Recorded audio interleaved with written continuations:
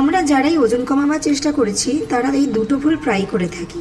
এক, দিনের যে কোনো সময় ওজন মাপা। দ্বিতীয়ত, সপ্তাহে যে কোনো দিন ওজন মাপা। আমাদের সবসময় সকালবেলায় ফ্রেশ হয়ে খালি পেটে ওজন মাপতে হবে।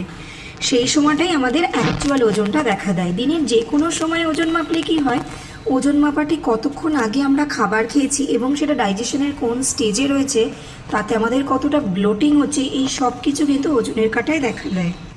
আর দ্বিতীয়ত, সপ্তাহে যে কোনো দিন ওজন মাপলেই সেটা হবে না। আমাদের ফিজিক্যাল অ্যাক্টিভিটি রোজ সেম থাকে না, সেই কারণে আমাদের মেটাবলিজমও সেম হয় না। আর এই কারণে আমাদের নির্দিষ্ট সপ্তাহে দিন মানতে হবে যেই দিন আমরা ওজনটা মাপবো। এরপর দেখব কখনো কখনো 300 গ্রাম কমেছে, কখনো কখনো 100 গ্রাম বেড়েছে, আর এটা কমপ্লিটলি নর্মাল। এরকম আরও কিছু টিপস শেয়ার করতে থাকবো তোমাদের সাথে, আমাকে ফলো